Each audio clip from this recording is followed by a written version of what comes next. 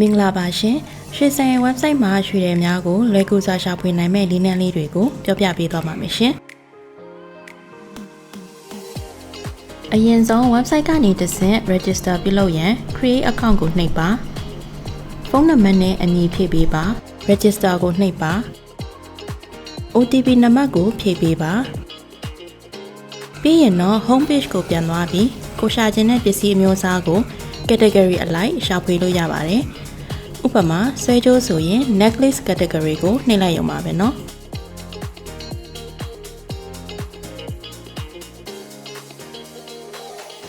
ဘားတန်းမှာရှိတဲ့မြားကနေတဆင့် sort by popularity ကိုနှိပ်ပြီးလူကြိုက်များတဲ့ဒီဇိုင်းလေးတွေကိုရှာဖွေနိုင်ပါတယ်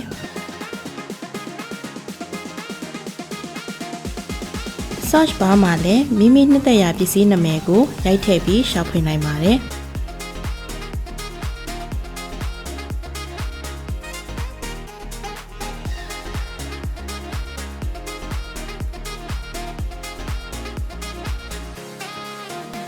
ဒါအပြင်မိမိရှာဖွေလိုတဲ့ပစ္စည်းတန်ဖိုးကို filter by price မှာရွှေ့ပြီးတော့လည်းရှာဖွေနိုင်ပါတယ်ရှင်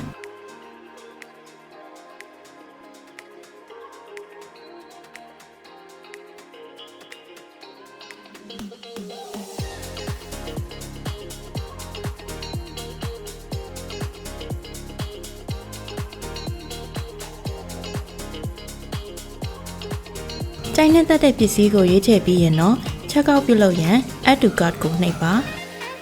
view cart ကိုနှိပ်ပြီးရွေးချယ်ထားတာမှန်စစ်ဆေးပြီးရင် process to check out ကိုနှိပ်ပေးပါ billing and shipping အတွက်လိုအပ်တဲ့ information နဲ့ address ကိုဖြည့်ပေးပါ